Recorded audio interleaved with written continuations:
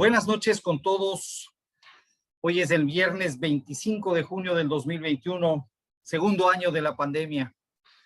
Y les doy la más cordial bienvenida a otra semana más con los procesalistas. Soy Jorge Luis Mazón, el director del programa, y me da muchísimo gusto el recibirles a todos quienes están ahora mismo ya conectándose aquí en la sala de Zoom y quienes nos siguen también desde nuestra transmisión en Facebook, desde el grupo Los Problemas del Proceso.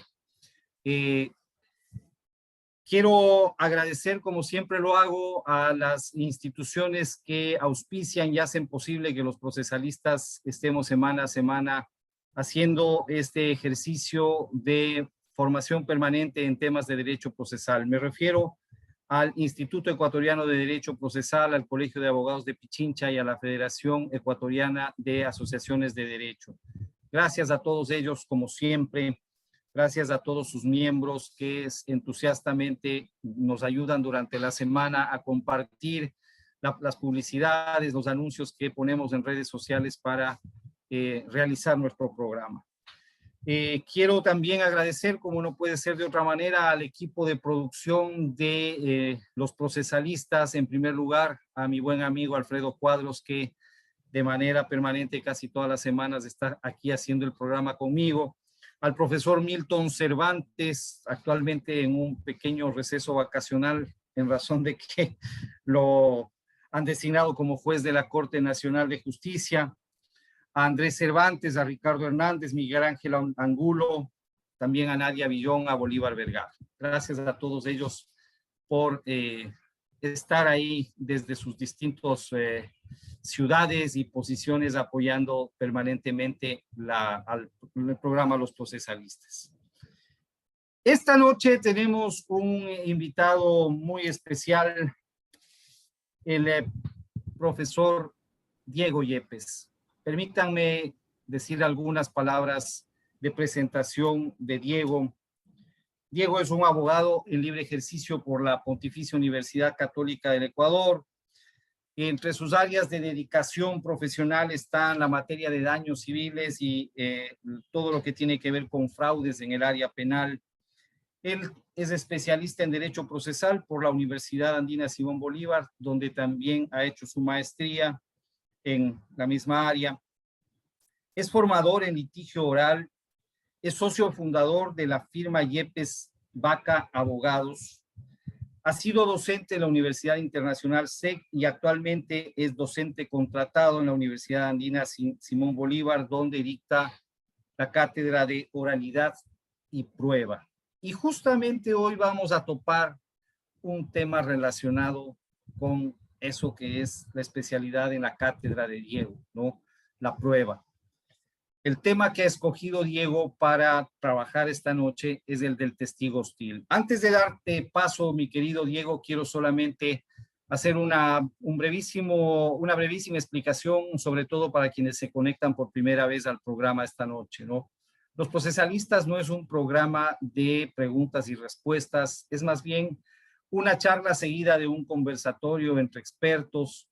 Ocasionalmente accedemos cuando el tiempo nos lo permite y cuando vemos en los chats, tanto en la sala de Zoom como en el chat de Facebook, que hay preguntas interesantes, las damos paso. Así es que siéntanse libres, dejen sus comentarios, hagan sus preguntas también. No les podemos garantizar que vamos a contestarlas todas porque generalmente el tiempo no nos da. Este es un programa que está previsto para que dure 1 hora y tratamos de ajustarnos a eso también. Con esa breve explicación y dándote una calurosa bienvenida, mi querido Diego, siempre para mí es un gusto volverte a ver, volver a charlar contigo y bienvenido a Los Procesalistas. El auditorio es tuyo a partir de este momento. Muchas gracias, Jorge Luis. Buenas noches con todos. Alfredo también, qué gusto poder compartir con ustedes el día de hoy. Y bueno, efectivamente, gracias por tus palabras. A mí me encanta la cátedra, me encanta el litigio, me gusta lo que hago y creo que cuando a uno le gusta lo que hace, lo espera transmitir de la mejor forma y de la manera más natural. Y bueno, el día de hoy, para entrar en materia, hemos escogido, bueno, le he sugerido a Jorge Luis el tema del testigo hostil. Y claro, el testigo hostil, como vamos a ver en estas líneas, es una institución jurídica que básicamente no ha sido mayormente desarrollada. Pero vamos a encontrar ciertas sorpresas porque he realizado una investigación en donde posiblemente he descubierto uno de las declaraciones de testigo hostil más famosas de la historia y que sí me gustaría compartirles, ¿no? Para tener cierto criterio y poder de alguna forma responder ciertas inquietudes, pero sí debo anticiparles lo siguiente, y es que en el testigo hostil vamos a encontrar más dudas que certezas. Eso de entrada lo debo decir porque no quiero que entiendan que yo voy a tener las respuestas absolutamente a todo. Definitivamente el testigo hostil ha sido durante mucho tiempo una institución que siempre está en una zona gris que hay que saberla entender y que a la final se torna hasta cierto punto subjetiva en la decisión de una declaración de un testigo hostil o no. Voy a pasar a indicarles una diapositiva, pero que más que nada no van a encontrar letras ni fotos ni una cantidad enorme de texto, sino básicamente una guía para que vayamos teniendo en cuenta de hacia dónde va lo que yo quiero transmitirles el día de hoy a ustedes. Como les había dicho, el testigo hostil representa más dudas que certezas. ¿Y por qué más dudas que certezas? Primeramente, tenemos que el testigo hostil tiene un bajo desarrollo jurisprudencial. Va a ser muy difícil que encuentren que una jurisprudencia de un alto tribunal desarrolle de una manera explícita al testigo hostil. Existe poca jurisprudencia al respecto. Por otro lado, la figura del testigo hostil sí nace de una cultura jurídica sólida. ¿En qué sentido hablamos de una cultura jurídica sólida? Primeramente, hablar de que el testigo hostil efectivamente nace de una práctica del sistema adversarial norteamericano mucho. Ahí es donde más se ha desarrollado esta figura y en donde nosotros tenemos en cuenta de que la cultura jurídica y la cultura que maneja la justicia en ese tipo de países tiende a ser muy sólida. ¿En qué sentido muy sólida? Y es que, por ejemplo, un juez norteamericano tiene lo que se llama the contempt of court, que traduciéndolo es estas facultades coercitivas que tiene un juez al respecto. Para ponerles un ejemplo, y ustedes pueden investigar esto, un juez, dependiendo del estado, ese momento le puede imponer una multa a un abogado de entre 5,000, 10,000 o 15,000 dólares, o reducir a prisión sin mayor motivación a un testigo, o hacer actos que para nuestra realidad jurídica serían absolutamente arbitrarios.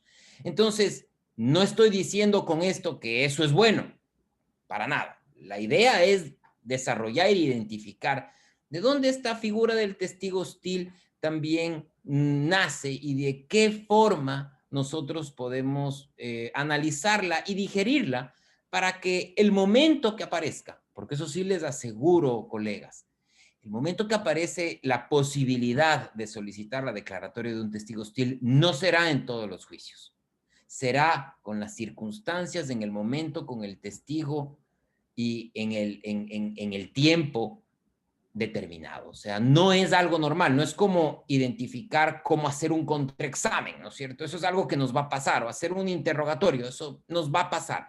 La declaratoria de hostilidad es algo que no es común. De hecho, recién entra la figura del testigo hostil con el COGEP. En el año 2000 no se ha manejado jamás la figura del testigo hostil en el Código Orgánico Integral Penal. Por lo tanto, estamos frente a una figura que desconocemos prácticamente. Entonces, volviendo al tema, ¿por qué necesito una cultura jurídica sólida? Porque se tiene que tener cierta madurez ya en el desarrollo del litigio para que los jueces con tranquilidad y con conocimiento de causa, asimismo los litigantes sepan cuándo aplicarla y los litigantes sepan aceptarla o solicitarla.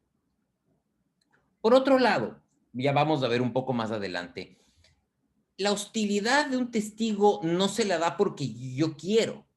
Y eso a veces ha habido una discusión en cuanto a ver cuándo se puede declarar hostil a un testigo, ¿no es cierto? ¿Lo puedo declarar antes de que declare? No. Efectivamente, eso sí es un hecho claro, y es que para que se declare a un testigo hostil, definitivamente tiene que haber un acto evidente. Ya vamos a ver un acto evidente de qué sentido, pero tiene que haber un acto que en la audiencia le pueda identificar a la parte que existe una hostilidad y al juez demostrar en audiencia que ese testigo es hostil.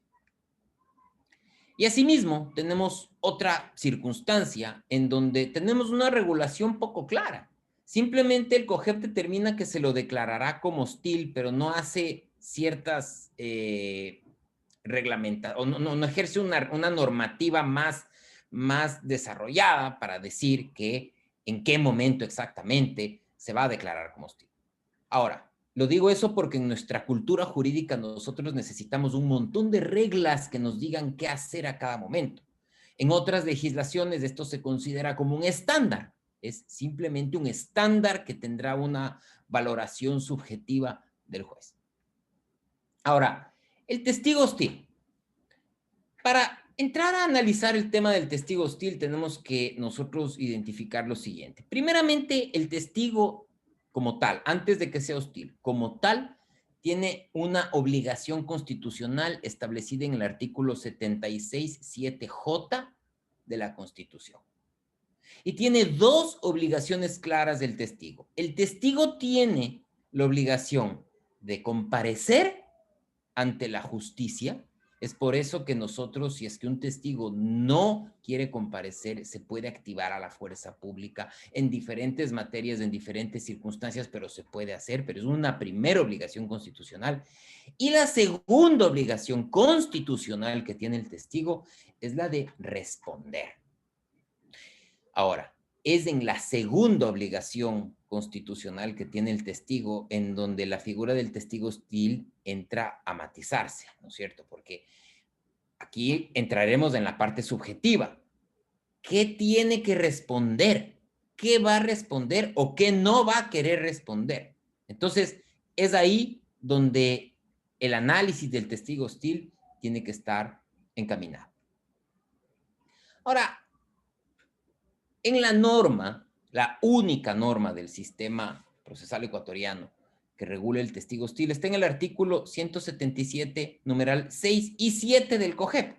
Ya vamos a ver por qué el 6, porque en el 7 es en donde se determina que si un testigo, que un juez puede declarar hostil a un testigo, pero en el 6 tenemos ciertos elementos que nos indican cuáles serían las particularidades o los requisitos en donde un testigo hostil podría ser declarado como tal. Ahora, aquí hay que identificar una circunstancia.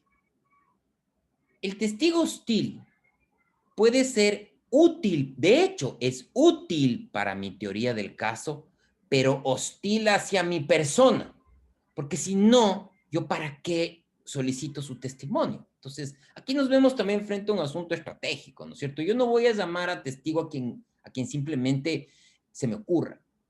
Yo voy a llamar a un testigo que esté de acuerdo con mi teoría del caso. De eso se trata esto.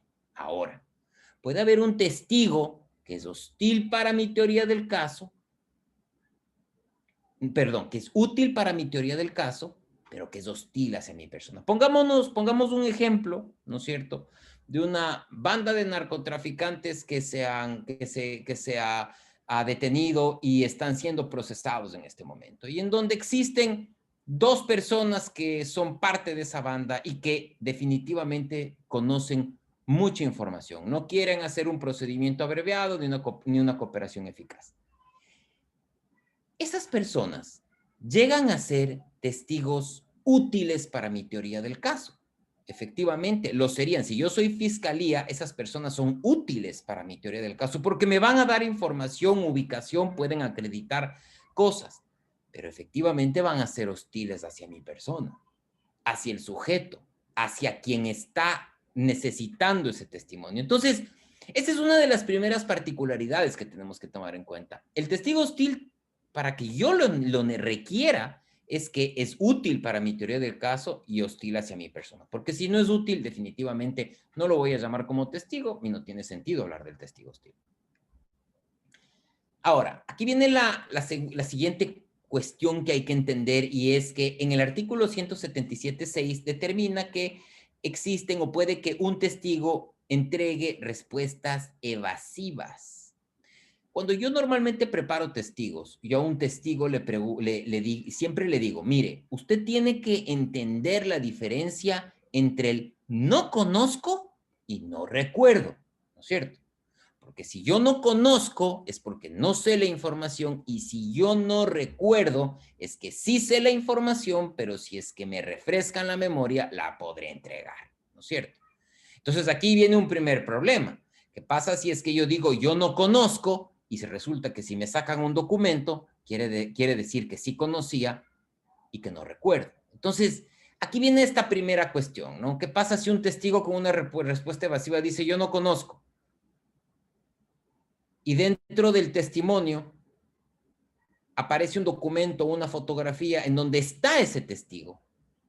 Y ese testigo aparece ubicado en la escena. Entonces, una respuesta evasiva puede ser de esas circunstancias. Yo no sé, yo no conozco, realmente no sé dónde puede estar. Bueno, habrían algunas opciones de las respuestas evasivas que tienen que generarse en un contexto. Entonces, esta es la primera parte que un juez debería observar. A ver, se le están haciendo preguntas y este testigo está siendo evasivo. Además, tengamos en cuenta algo.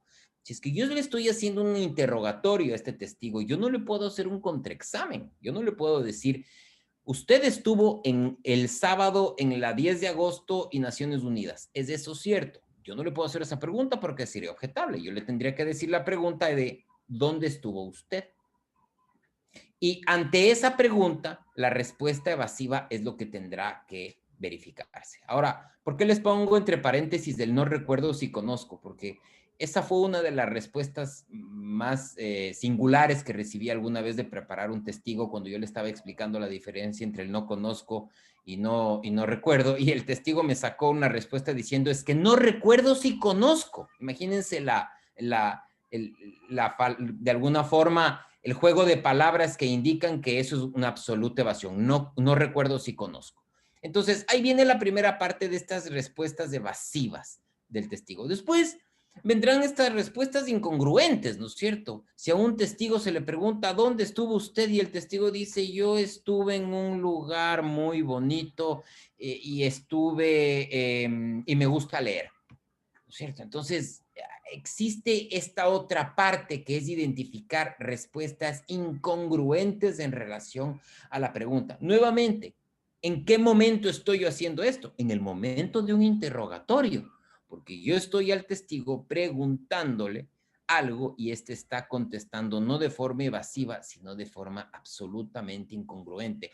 En palabras normales, se está haciendo el loco de la pregunta que le estoy haciendo, básicamente. Entonces, este es otro de los parámetros que la misma ley nos ha dado como estos verbos que pueden indicarnos ciertos requisitos para que un testigo comience a identificarse como hostil. Después, claro, el COGEP determina una negativa a declarar, ¿no es cierto? Entonces, aquí nos vemos con una circunstancia que yo siempre la he puesto como una pregunta, ¿no es cierto? Y es que, ¿el testigo puede acogerse al derecho al silencio? Y como no puedo aquí hacer una encuesta, me gustaría que con las manos así, las personas que consideren que el testigo puede acogerse al derecho al silencio, hagan así. Y si es que consideran que no puede acogerse al derecho al silencio, pongan una mano de esa forma en el chat. Y eso es algo que sí quisiera ver, qué es lo que las personas comienzan a contestar. Si es que sí puede acogerse al derecho al silencio o no puede acogerse al derecho al silencio. No, Patricia me dice no puede acogerse al derecho al silencio. No puede, solo puede acogerse el procesado. No puede. Efectivamente. No puede. Sí, y coincido con todos ustedes. El testigo jamás se puede acoger el derecho al silencio, porque como ustedes habrán visto, su obligación constitucional es la de responder preguntas. Él no es procesado en un caso, por lo tanto, no puede acogerse al derecho al silencio. De hecho, eso podría entenderse ya no solo como una hostilidad, sino posiblemente inclusive por un incumplimiento de orden de autoridad competente, posiblemente, y nos tendríamos que poner ya en el ámbito penal. Ahora, la palabra clásica que todos siempre utilizan, que todos hemos escuchado. ¿Cuántas veces hemos escuchado esta palabra, no? El momento procesal oportuno. Bueno, el momento procesal oportuno será el momento del testimonio, ¿no es cierto? Y aquí viene una segunda parte del proceso, del momento procesal oportuno. Ya habíamos hablado de que se da en un interrogatorio. Estamos en un interrogatorio y estamos en el momento en que yo llamé a mi testigo, ¿no es cierto? Yo lo llamé. Y estamos en un interrogatorio. Y comienzan, como ya habíamos hablado, con las preguntas, con las respuestas evasivas o incongruentes. Son estas dos partes, evasivo e incongruente, lo que se debe identificar. Aquí, ¿qué es lo que debería pasar? Y es que viene la advertencia judicial. Siempre, normalmente, antes de que un juez pueda declarar una hostilidad, el juez debe prevenir al testigo de lo que puede suceder. Y ahí viene la advertencia judicial. Entonces, en la práctica y más que nada por lógica, esto es lo que debe preceder a una declaratoria de hostilidad. No vaya usted a coger y a decir, mire, antes del testimonio, es que ese testigo es hostil porque es evidente que va a ser hostil hacia mí. No, ahí no será el momento. Pero bueno, después vendrá el testimonio. Dará preguntas evasivas e incongruentes y ustedes dirán, solicito se le declare hostil al testigo. En ese momento, seguramente un juez o un juez sabio lo que va a hacer es advertir al testigo, primeramente de sus obligaciones constitucionales y advertirle que él está en un interrogatorio, que debe responder las preguntas y que, de acuerdo a lo que determine el abogado, está solicitando una declaratoria de hostilidad, la cual usted, dependiendo también el caso, el juez puede también negar esa petición al abogado, decirle, mire, yo no veo hostilidad del testigo, otra cosa es que no le gusten las respuestas, y simplemente no le advierte al testigo. Pero si ya pasamos de esta barrera de preguntas evasivas e incongruentes, lo siguiente que debe venir es una advertencia judicial del juez.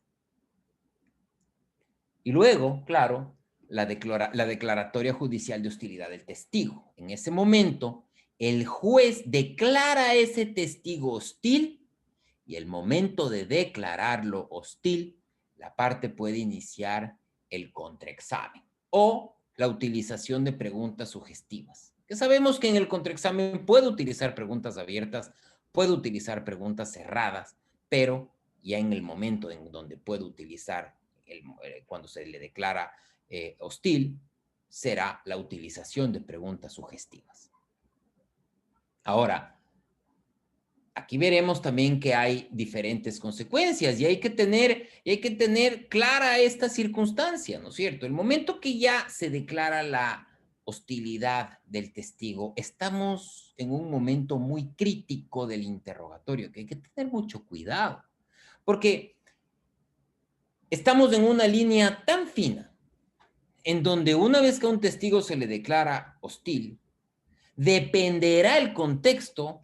Quién sabe, puede entrar en un incumplimiento de orden de autoridad. Eso, bueno, será para otro programa. En todo caso, analizar las consecuencias penales de un testigo en cuanto al incumplimiento de orden de autoridad competente o, en otro sentido, ya un perjurio, ¿cierto? Que eso ya sería faltar a la verdad, que yo ya no solo demuestre que ese testigo es hostil, sino que faltó a la verdad. Pero quiero que vuelvan ustedes a un elemento que tienen que tomar en cuenta en el testigo, y es que todo esto comenzó en el sentido de que ese testigo ustedes lo necesitan.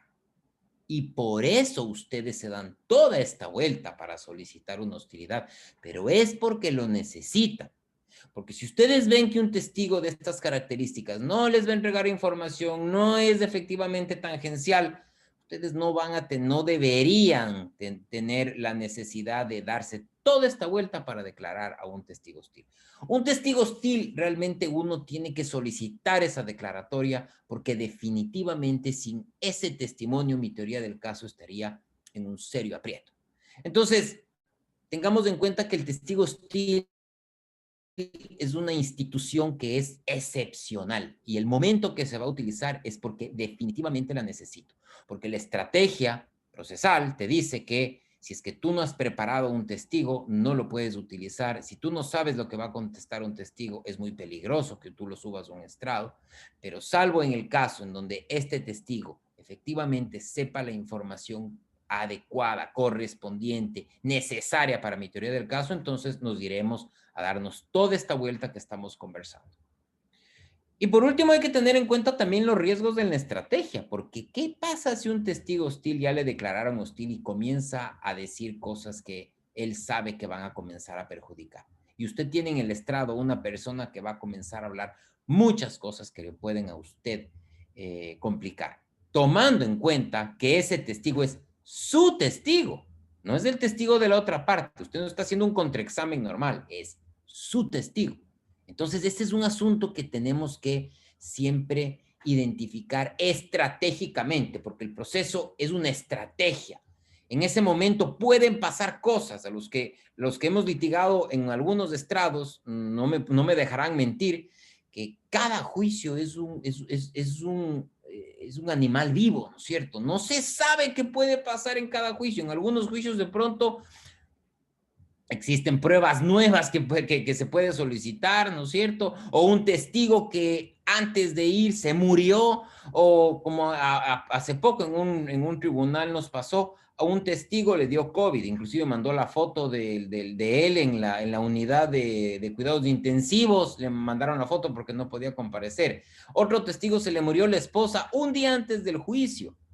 Otro testigo tuvo un accidente, o sea, pueden pasar estas cosas. En los juicios sucede. Pero cuando nos enfocamos en el testigo hostil, definitivamente si usted va a entrar a solicitar un testigo suyo como hostil, usted tiene que identificar que definitivamente su estrategia va a ser la adecuada al respecto. Hay unos datos muy interesantes de legislación comparada que me gustaría compartir con ustedes.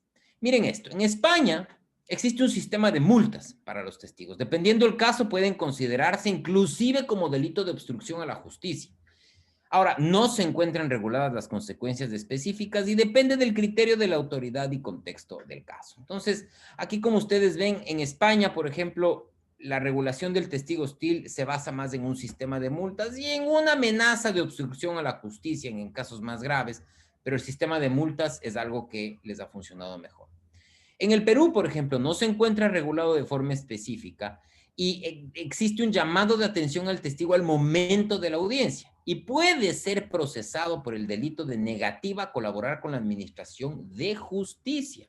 O sea, ¿qué es lo que hicieron en el Perú? Como ustedes pueden ver, el testigo es de una forma u otra amenazada con el sistema penal para que cumpla con su obligación. Y en Argentina, que es el caso más crítico, existe prisión de 2 días para el testigo catalogado como hostil. Y además, el juez en el momento del testimonio puede solicitar el arresto por negarse a declarar o cuando se ve evidente que está forzando respuestas. Dependiendo del caso, puede incurrir en un delito de incumplimiento de orden de autoridad competente o perjurio. Disculpen la falta de ortografía. Pero este es un poco el escenario que tenemos en Latinoamérica, ¿no es cierto? Tenemos un escenario español, multas, un escenario peruano, amenaza penal, y un escenario argentino con unas facultades altísimas en el momento de que se solicite o se le declare como hostil a ese testigo. Ahora, positivo, negativo, tendremos un sistema tener un sistema muy liviano es bueno o tener un sistema totalmente amenazante es mejor. Eso definitivamente lo podremos saber al momento que la jurisprudencia y los casos se vayan desarrollando.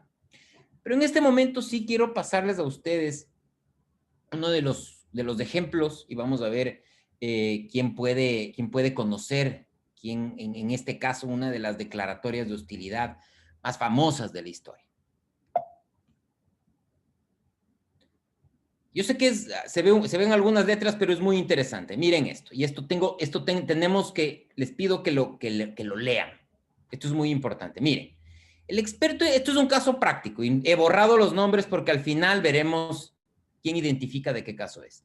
El experto en toxicología Pérez, presentado este martes por los abogados del acusado, en un afán de probar que este fue víctima de un complot por parte de la policía para inculparlo en la muerte de su ex esposa y un amigo de esta, fue declarado ayer como un testigo hostil a la defensa, después de que hiciera declaraciones consideradas como favorables para Fiscalía. Ojo que esto es un caso real. A pesar de que nosotros llamamos al agente Pérez para que fuera nuestro testigo, es aparente que no lo es. Se ha convertido en un testigo hostil para la defensa, dijo el abogado del acusado.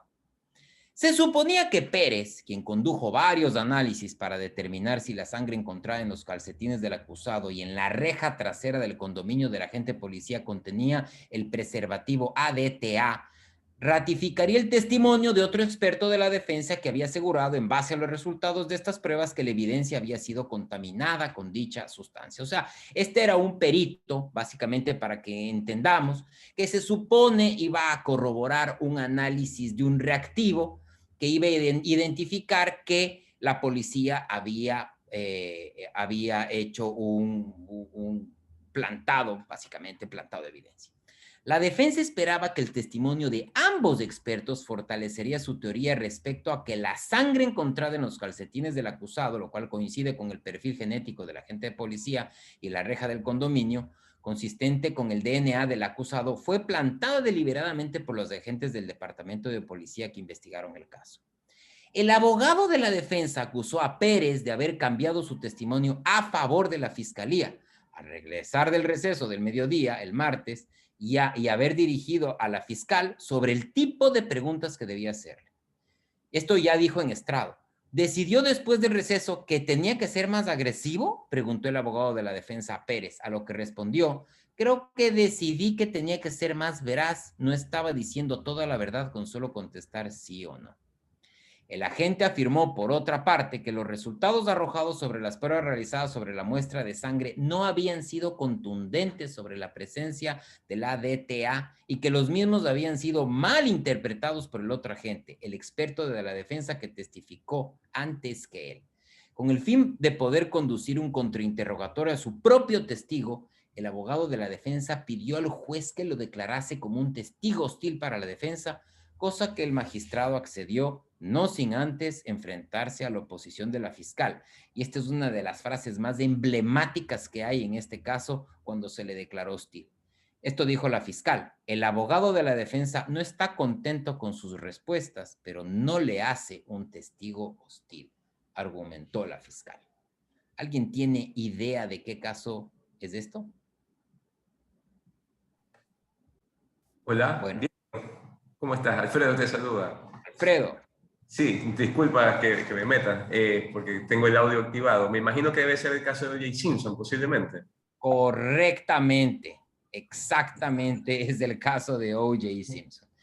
Esta es una de las declaratorias de hostilidad más famosas de la historia, efectivamente, cuando la defensa quería que un perito coincida con el hecho de identificar como plantada la evidencia de la policía, y el perito definitivamente, al no contestar las preguntas del testigo de la defensa, la defensa le solicitó su hostilidad. Y eso es cuando la fiscal, aquí es una cuestión muy, y este es el por qué yo quería mostrarles de esto, y es porque no le gustan las respuestas, le hace hostil.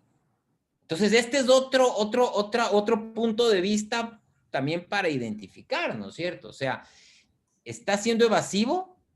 ¿Está siendo incongruente? ¿O simplemente esas respuestas no me gustan? Entonces, eso será también un argumento que el juez deberá observar.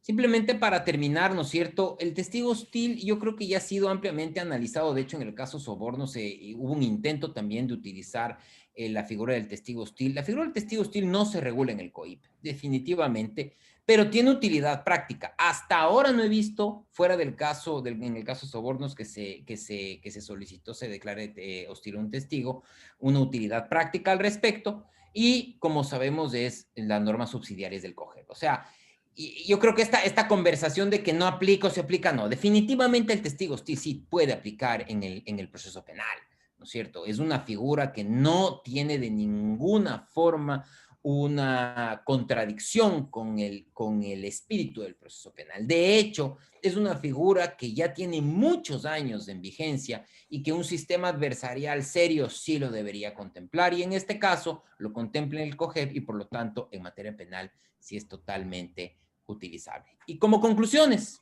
para terminar esta pequeña explicación, y más que explicación, compartir estas ideas que he tenido con ustedes, pues unas conclusiones. No hay una normativa legal clara, ¿no? No es que no hay norma, hay la norma, efectivamente. No hay una normativa legal clara. Está en manos de la jurisprudencia desarrollar el testigo hostil. O sea, es la jurisprudencia, la casuística, la que nos dará un desarrollo mucho, mucho más certero. No hay consecuencias para el testigo en la práctica. O sea, en la práctica, aquí en el Ecuador, hablo del Ecuador, los testigos, como muchos de ustedes habrán visto, muchas veces ni siquiera quieren contestar, o a veces flagrantemente han mentido. Yo he visto contados con los dedos de la mano los tribunales que definitivamente a los testigos les ponen en su lugar, o inclusive les han enviado a flagrancia por una presunción demasiado fuerte de un posible perjurio. Pero en la práctica no hay una consecuencia grave. Y aquí hay una cuestión: el sistema oral se basa en los testigos, y si no tenemos un sistema o un sistema de testimonial sólido, no solo desde la parte de libre ejercicio, sino también desde la parte judicial, que los jueces también soliciten de los testigos esta colaboración con la justicia, entonces tenemos sistemas procesales que también no son tan sólidos, ¿no es cierto? Y también el desarrollo dependerá de la madurez del sistema. Yo creo que hay que darle tiempo al tiempo. Nosotros, en pocas palabras, hemos entrado en oralidad recién hace 21 años, desde el 2000 en el proceso penal, desde el 2009 realmente con un sistema más sólido de testimonios, y después ya con el COGEP a partir del 2014. Entonces, sí, es una figura un poco difusa en nuestro sistema. El testigo hostil tampoco puede tener una regulación tan amplia, porque es muy subjetivo. O sea, la norma tendríamos que tener prácticamente todo un código para identificar todas las modalidades en donde puede ser evasiva una pregunta. ¿Qué es evasiva para usted? ¿Qué es evasivo para mí? ¿Qué es incongruente para usted? ¿Qué es incongruente para mí? Entonces, este nivel de subjetividad hace que la figura del testigo hostil sea excepcional. Y justamente con esta excepcionalidad es con la que se la trata, con la que se la debe utilizar, pero a la final habrá que utilizarla el momento en donde también sea necesario, ¿no es cierto? Y esto es importante también, este tipo de espacios académicos, que me imagino, esperaría, me encantaría que existan, de seguro hay jueces aquí, para que simplemente, ojo, tengamos una idea, una conversación, un sentido de cómo podemos utilizar una figura del testigo hostil del lado del libre ejercicio, y cómo declararla del lado de la justicia, y el por qué, ¿no es cierto? Entonces, nuevamente, es una figura excepcional que tiene que seguirse regulando, y pues estos espacios académicos son en los lugares donde nosotros podemos también hacer este tipo de discusiones. Les agradezco muchísimo, eso prácticamente es lo que yo quería compartirles.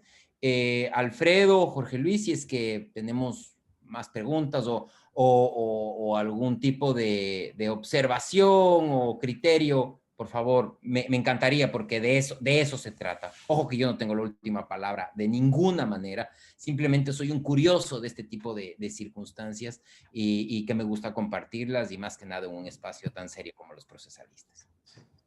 Bueno, muchísimas gracias, Diego. Lo primero, antes que nada y antes que todo, como decía Noel Lutier, la verdad es que agradecerte una charla súper clara, el enfoque es súper interesante, la manera que has enfocado el tema, cómo comenzaste hablando un poco de la obligación que tiene toda persona que es llamada a declarar como testigo, tomando de bases la Constitución para ir un poco aterrizando sobre lo que es ya el COGEP.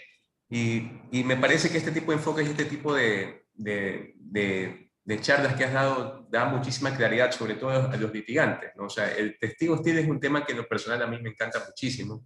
Y yo siempre digo algo, porque si un poco comparamos lo que era el CPC, el Código de Proceso Civil, que me imagino que también alcanzaste a litigar con el Código de Proceso Civil, al compararlo con el COGEP, yo siempre digo que el COGEP tiene mucho más vacíos que el CPC, ¿no? O sea, tiene muchas cosas que no las regula tanto, pero en eso en parte es bueno porque nos ayuda a investigar, nos ayuda a proponer teorías, como tú dices, ¿no? Uno no cree que es la última palabra. Y el tema de testigos hostil es una de las cuestiones que más me ha llamado la atención desde un inicio, pues, ¿no? Entonces es cierto que por lo pronto no vamos a encontrar jurisprudencia local y me atrevería a decir quizás hasta latinoamericana, ¿no? Yo he buscado muchísimo de esto. Y he podido ubicar, como tú bien lo dices, que esto es una figura que nace más de la litigación de los Estados Unidos de América, o sea, donde hay una práctica adversarial mucho más notoria. Y, por ejemplo, recuerdo una jurisprudencia que, parafraseando, ellos decían, bueno, ¿cuándo es el testigo hostil? Ellos decían, en un caso civil o penal, decían ellos, cuando el testigo se vuelve contrario a la parte contra la cual la llamó. Es decir, yo llamo a un testigo y ese testigo se vuelve contrario a lo que yo estoy llamando. Entonces, por ahí vamos viendo ciertos derroteros de lo que es testigo hostil.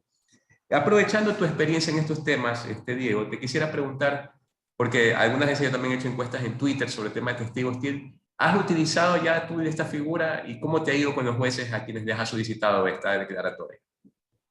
Bueno, debo ser franco que el testigo hostil yo no lo he utilizado personalmente y por una razón, porque cuando yo preparo testigos, siempre procuro, y como es una norma de litigación, que uno no puede ir con testigos que no han sido preparados.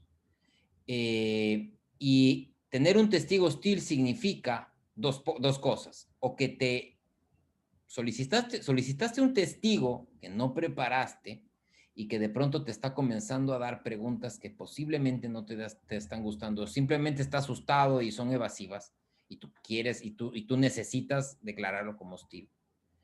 O la otra circunstancia es que tú ya le hayas preparado y el testigo en pleno estrado se vire, que esa es posiblemente una de los mayores riesgos que puede haber. Entonces, en un caso sí estuve cerca de solicitar que a un testigo se lo declare como hostil porque comenzó a ser evasivo, pero como el testigo no significaba algo muy fuerte en mi teoría del caso, definitivamente vi más riesgos en que le declaren como hostil a determinar que no quiero hacer más preguntas a ese testigo. Entonces, sí, es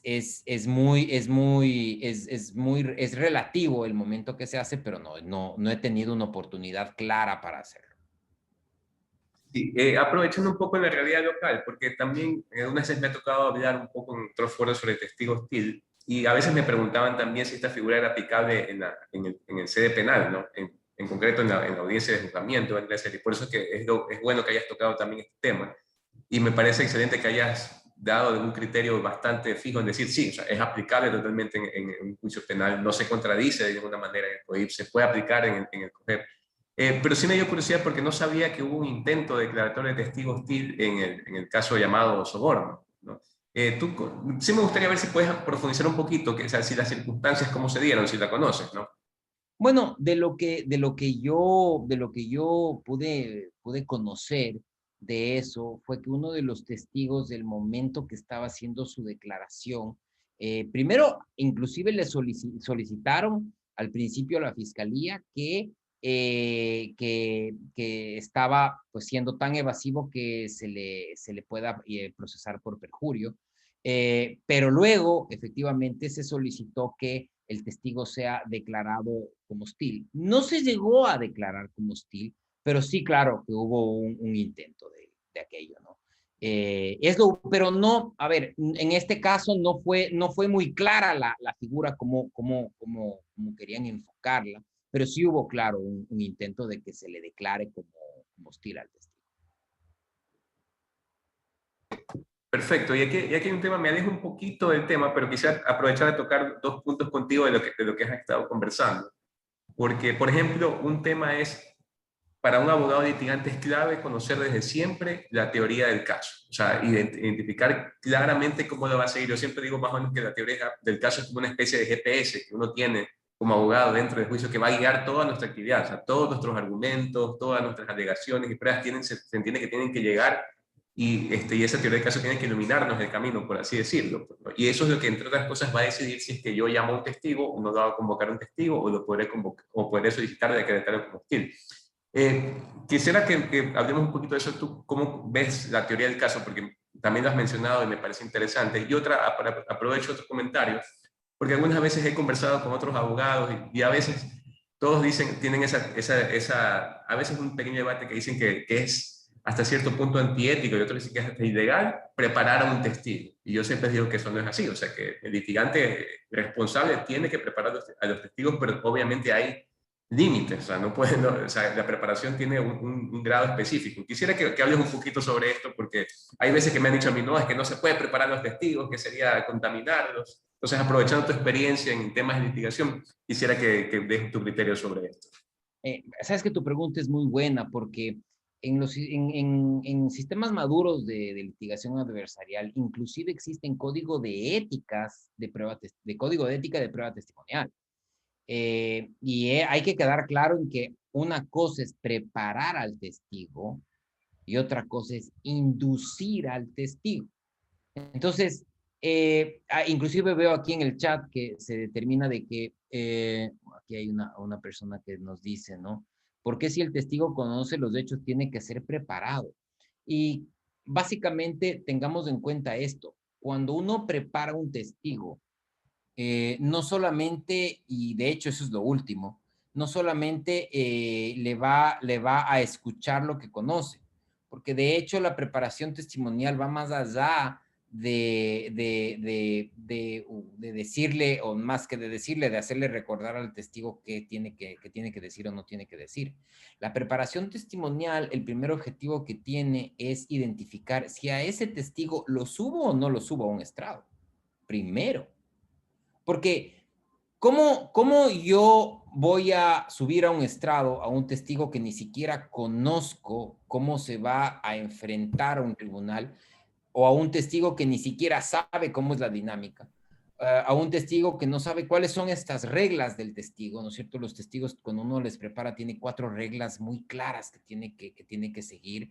El testigo tendrá que conocer también el por qué es llamado a ese testimonio. Entonces, la preparación realmente ética, ojo con la preparación ética, no con el, como Jorge Luis, te acordarás que siempre decían el testigo paniaguado, ¿no? Había esa expresión del testigo paniaguado. No, aquí no se trata de que el testigo paniaguado es básicamente el testigo que por cualquier cosa le hacías decir cualquier declaración. De hecho, en el CPC, como no eran testigos orales, me parece que inclusive afuera de los juzgados te encontrabas tus 5 testigos que necesitabas para cualquier cosa. Claro. Había unos 5 nombres que conocían. Había gente que vivía de eso. Había gente que vivía de eso. Entonces, la preparación testimonial ética va más enfocado a identificar primero si ese testigo realmente conoce de los hechos de forma directa. Porque mira, los testigos no se los inventa el abogado. Los testigos nacen de la información que tienes del caso. Entonces te traen el caso y te dicen, mira, mi prima conoce de esto, mi empleado también supo, esta otra persona también conoce. Claro, el abogado dice, bueno, de acuerdo a mi teoría del caso, calza esto, quisiera hablar con esos testigos para ver qué conocen. Y el rato que hablas con los testigos te dicen, no, yo lo que conozco es lo que ella me dijo. Y yo solo conozco de lo que yo vi en el Facebook, ¿no es cierto? Entonces, claro, la preparación testimonial está mal entendida en el sentido de que yo voy a inducirle a, cuando la preparación testimonial tiene varios bemoles, primero de saber si lo subo, segundo de indicar al testigo cuáles serían las formas de comunicación no verbal, cómo sentarse, ¿no es cierto? A veces tú no es que le estás induciendo al testigo el rato que le dices, oiga, ¿usted sabe cómo sentarse al frente de un tribunal? ¿no es cierto? Si usted está con los brazos cruzados, si usted está cogiéndose la cabeza, usted tiene que estar tranquilo frente a un tribunal, ¿no es cierto? Explicarle cuáles son sus 4 reglas. La primera regla del testigo, tiene que escuchar la pregunta. La segunda, entender la pregunta. La tercera, pensar en la respuesta. Y la cuarta, responder breve y claro. Eso no es inducirle al testigo, pero el testigo parecería que estas 4 reglas, parecería que todo el mundo las conoce, pero no sé si alguien ha estado en un estrado de testigo. Estar en un estrado de testigo no es así nomás. Ahí la cuestión cambia el asunto. El rato que te hacen una pregunta, primero tienes que escucharla y luego entenderla. Muchos testigos, no sé si les ha pasado, muchos testigos tienen estas personalidades súper eficientes, dijera yo, que el momento que les haces la pregunta pasa un segundo y responde. Entonces, ese es un asunto que uno tiene que tener en cuenta. Entonces, la preparación ética de testigos va más para, de acuerdo a mi teoría del caso, identificar si es que me sirve. Segundo, llevarle al testigo a tener una experiencia, a que conozca cómo sería una experiencia en un estrado. Y tercero, saber que ese testigo va a entregar información clara, precisa y breve. Porque un estrado lo que quiere es tener información de calidad. Entonces, no malentendamos una preparación de testigos. Y créanme, que cuando un testigo está inducido y al otro lado tienes un buen contraexaminador que sepa ver inclusive el lenguaje corporal, porque un buen contraexaminador inclusive sabe ver el lenguaje corporal, ese testigo inducido sí puede tener un grave problema. Entonces, no confundamos la preparación de los testigos. Perfecto, interesante. Le voy a hacer la palabra a Jorge Luis, que quiere integrarse al diálogo también. Gracias, Diego. He estado siguiendo con mucha atención esta charla y luego el diálogo. Me encantó esta última parte. Oye, este tema de la preparación de testigos y tantos otros, el mismo tema central de tu charla, el del testigo hostil, son todavía temas que están poblados de zonas grises, para utilizar una expresión que te he escuchado a ti mismo decir al principio de tu charla, y es así. Coincido contigo en que todavía el sistema de litigación oral o de juzgamiento en audiencias, como me gusta llamarle a mí también, es novísimo en el Ecuador. Has dicho bien que en materia penal tiene 21 años, en las materias no penales regidas por el COGEP, pues vamos para 5 años apenas recién cumplidos, ¿no? Y seguramente a los estudiantes de Derecho esto les puede parecer ya un gran trayecto, pero definitivamente es un sistema novísimo en el Ecuador y sobre el que todavía hay mucho que descubrir, mucho que comentar, mucho que analizar y mucho que aprender sobre todo. Mira, Diego, este es un programa que siguen muchos estudiantes de Derecho, ¿no? Quiero de paso agradecer a los casi 300 colegas y estudiantes que se han conectado en vivo en este horario inconstitucional de los viernes a las 7 p.m., ¿no? Y dicho eso, a veces me gusta hacer preguntas a mis amigos, a los colegas que vienen aquí, que están destinadas a aclarar conceptos básicos para ese público de estudiantes de derecho que yo aprecio mucho. O sea, que un estudiante sacrifique un viernes en la noche, ahora que ya la pandemia, ya con el tema de la vacunación, poco a poco les está dando a muchos espacios ya de un poco más de libertad, y se quede en la casa conectado a aprender un poco de derecho procesal, es algo que a mí personalmente no deja de sorprenderme y de emocionarme inclusive un poco, ¿no? En ese sentido, te voy a hacer una pregunta que a lo mejor en parte la has contestado a lo largo de tu charla, ¿no? Pero para que quede un poco más claro, sobre todo para los estudiantes, ¿qué es esto del testigo hostil? ¿Qué diferencias hay, Diego, entre interrogar a un testigo normal de parte y al testigo hostil? Esa es una pregunta muy concreta que quería hacer. Claro, la diferencia es la siguiente. La primera regla que tú tienes cuando presentas un testigo es realizar un interrogatorio. Esto significa la realización y la utilización de preguntas abiertas y cerradas. Para tener en cuenta también esta diferencia, ¿no? La gente a veces piensa que la pregunta cerrada es lo mismo que la pregunta sugestiva y no es así, ¿no es cierto? Entonces, en el interrogatorio, al momento que yo hago preguntas abiertas, lo que yo necesito es que el testigo sea el que se explaye y el que explique la información. Y si le hago una pregunta cerrada, es para obtener una pregunta de calidad. Entonces, por decirles un ejemplo, una pregunta abierta es, ¿qué hizo usted el fin de semana? Esa es una pregunta abierta porque me da mucha información para yo poder preguntarle, el testigo me daría mucha información con esa simple pregunta. ¿Qué hizo usted el fin de semana? Bueno, estuve con mi papá, con mi mamá, me fui al parque, después a la noche fui a XXX. La pregunta cerrada sería, ¿con quién estuvo usted el fin de semana? Y claro, la pregunta es cerrada porque ahí me va a decir, bueno, estuve con Pedro, con José y con María. Me va a dar esa información de calidad. El momento que yo tengo un testigo hostil o se declara un testigo hostil, quiere decir que el juez me está autorizando al testigo, a más de poder hacerle preguntas abiertas y cerradas, hacerle preguntas sugestivas. Y esa es la diferencia. Están prohibidas por ley para los interrogatorios normales, ¿no? Exactamente, están prohibidas por ley para los interrogatorios. Entonces, en la misma línea de ejemplos, ¿no es cierto? Pregunta abierta, ¿qué hizo usted el fin de semana? Pregunta cerrada, ¿con qué personas estuvo usted el fin de semana? Pregunta sugestiva, ¿usted estuvo con Pedro Pérez el fin de semana? Entonces, en esa línea de preguntas, ¿no es cierto? Si un testigo hostil no me quiere responder qué hizo usted el fin de semana, algunas cosas. ¿Con qué personas estuvo? Con algunas personas. Eso es evasivo, ¿no es cierto? Si le declaran hostil, yo le puedo decir, usted estuvo con Pedro Pérez del fin de semana. ¿Es eso verdad? Entonces, se supone, en teoría, el testigo hostil va a tener que simplemente decir sí o no. Porque la hostilidad del testigo no va a permitir que él se explaye en una pregunta abierta y es por eso que la ley determina que yo puedo utilizar preguntas sugestivas que únicamente hagan que el testigo afirme o niegue la información que yo estoy diciendo. Hay un tema muy interesante alrededor del testigo hostil, ¿no? Y tú has puesto incluso en tu charla ejemplos del derecho comparado, ¿no? Viste que hiciste una referencia a España, a Perú, me parece. Y es el tema de la resistencia a declarar. Me llamó mucho la atención, oye, Diego, ver cómo otros sistemas procesales tienen un tratamiento distinto para el testigo que se rehúsa, el remiso, el que se resiste a declarar, ¿no?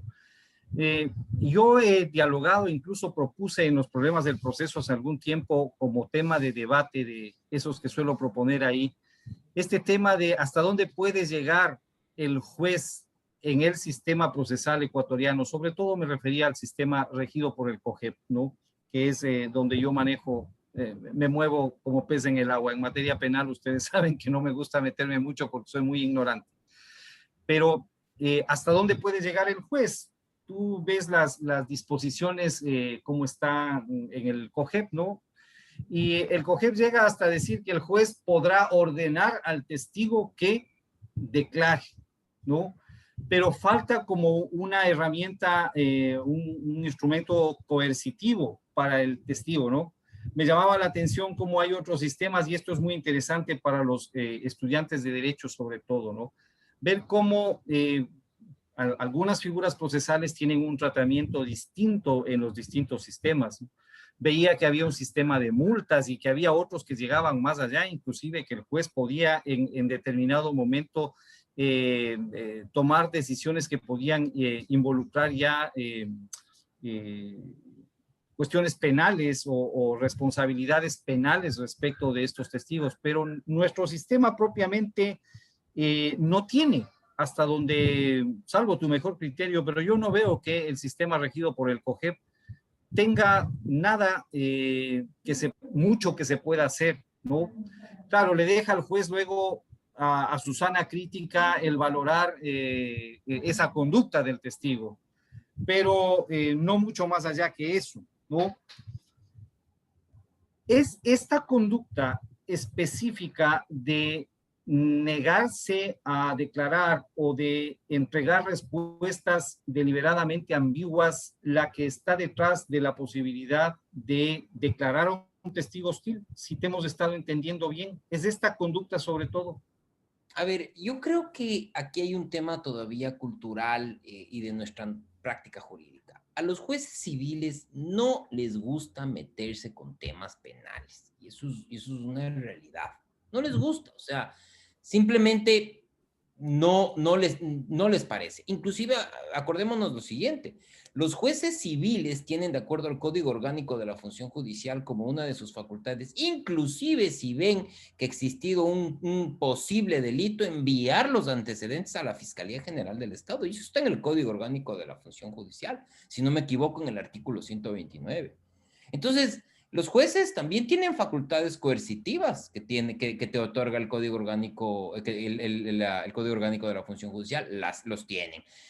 Por otro lado, existe la posibilidad de que un juez determine, de acuerdo al 129 del Código Orgánico de la Función Judicial, ¿no es cierto?, que existe un posible incumplimiento de orden de autoridad competente, porque si yo al testigo le digo, oiga, usted tiene que declarar, usted, su obligación constitucional es de responder, y el testigo simplemente dice, es que no me da la gana de decir nada, qué pena con ustedes, pero no quiero hacerlo.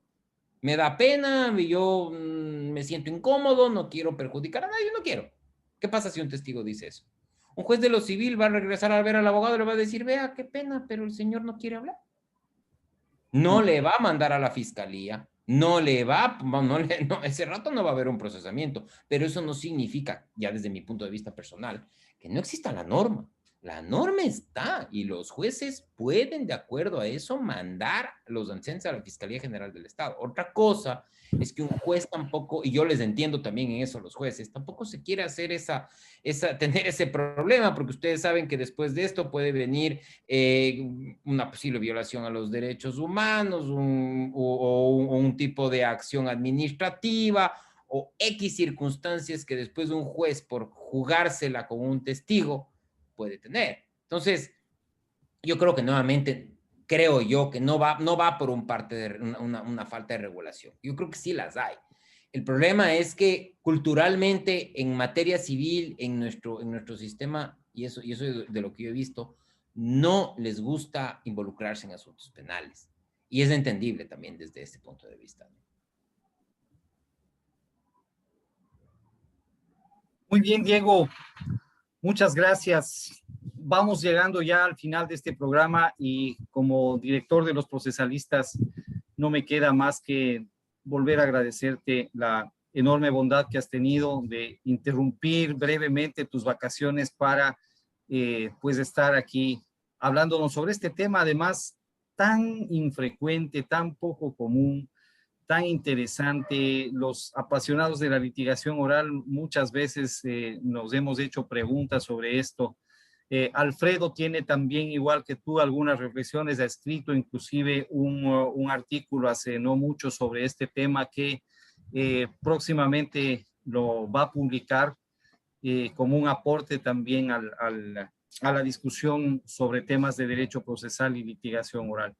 Gracias, Diego. Quisiera cederte la palabra para que te despidas, luego Alfredo también, y cerraré el programa luego yo. No, pues el agradecimiento es mío, Jorge Luis, sabes, primero el respeto que les tengo, muchas gracias y felicitaciones a todas aquellas personas que en estos momentos, en vez de estar haciendo cualquier otra cosa, están atentos a estos conversatorios académicos que edifican una cultura jurídica que tanto nos hace falta en este país para no solo tener una cultura jurídica con reglamentaciones, sino una cultura jurídica respetuosa, ordenada, ética y sobre todo profesional. De eso se trata. Entonces, no, más bien te devuelvo el agradecimiento a ti. Para mí es un honor, un gusto, y cuando tú me digas, aquí estaremos con mucho gusto. Muchas gracias. Alfredo. Muchas gracias. Una vez más, un saludo enorme a Diego, agradecer por su excelente ponencia el día de hoy. Y me quedo con una frase que él dijo, ¿no?, que me llamó la atención, la tengo notadita, que dice que cada juicio es un animal vivo. O sea, yo creo que los litigantes escuchamos esa frase y automáticamente creo que nos sentimos identificados, porque es así, literal, ¿no? Entonces, se nota que le gusta el litigio a Diego, se nota que le gusta también enseñar. Y gracias por compartir con todos los procesalistas tus experiencias y tus conocimientos. También quiero agradecer a las personas que están conectadas y como siempre, me despido y les deseo salud a todos ustedes y a su familia. Espero que se encuentren bien. Un abrazo a todos. Una vez más, gracias Diego por tus reflexiones el día de hoy.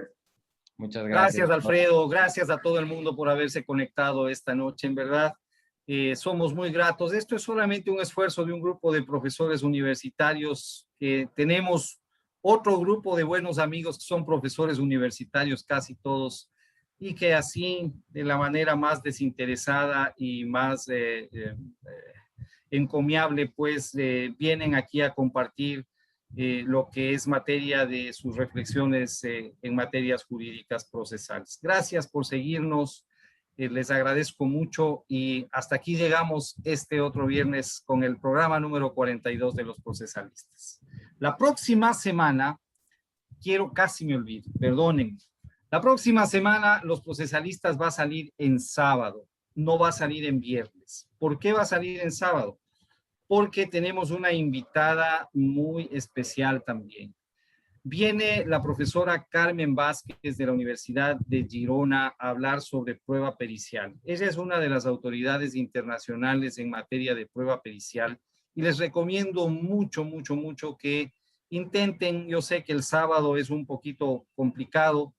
Creo que lo vamos a hacer a las 10 de la mañana, estamos coordinando un poquito más. Tenemos que ajustarnos a los horarios de ella. Ella está en España, se va a conectar desde España, nos ha pedido que no le hagamos muy hacia la noche el programa, entonces estamos solamente coordinando los detalles, pero les prevengo que viene la profesora Carmen Vázquez a hacer una charla sobre prueba pericial. Con eso, un abrazo otra vez, Diego, Alfredo, a todos los procesalistas y a nuestro público querido. Hasta la próxima semana. Cerramos el programa ahora. Muchas gracias. Hasta luego.